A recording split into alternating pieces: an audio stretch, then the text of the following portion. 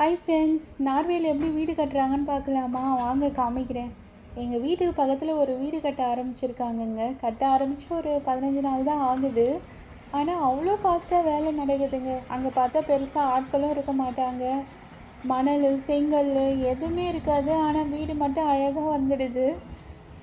நானும் இங்கே வந்து இதெல்லாம் பார்த்ததில்ல, இப்போ தான் ஃபஸ்ட் டைம் பார்க்குறேன். சரி, டெய்லி போகும்போது வரும்போது அப்படி என்ன தான் பண்ணி வீடு கட்டுறாங்கன்னு நானும் டெய்லி வாட்ச் பண்ணிகிட்டே போவேன். அப்போ பார்த்தீங்கன்னா அவ்வளோ பெரிய இடம் இது. அதை ஒரு 2 பேர் வச்சு இந்த மெஷினை வச்சு நல்லா சமப்படுத்தினாங்க. அதுக்கப்புறம் பாருங்களேன், அவ்வளோ ஃபாஸ்ட்டாக வேலை நடக்குது. மொத்தமாகவே ஒரு 5-6 பேர் தாங்க வேலை செஞ்சுருப்பாங்க. அதுக்கு பார்த்தா அவ்வளோ பெரிய பில்டிங் ஆகிடுச்சு. நம்ம ஊர்லெலாம் வீடு கட்டிப்பார், கல்யாணத்தை பண்ணிப்பாருன்னு ஒரு பழமொழியே சொல்லுவாங்க. வீடு கட்டுறதுனா அவ்வளோ பெரிய விஷயம்னு. இங்கே பார்த்தா எல்லாமே அசால்ட்டாக நடக்குது. ஃபுல்லாக மெஷினரி தான். பாருங்கள், அடுத்து வந்து ஒரு சிமெண்ட் கலவையை ரெடி பண்ணுறாங்க. அதுவும் அவ்வளோ பெரிய மிஷின் வந்து அவ்வளோ ஃபாஸ்ட்டாக வேலை முடிஞ்சிடுது.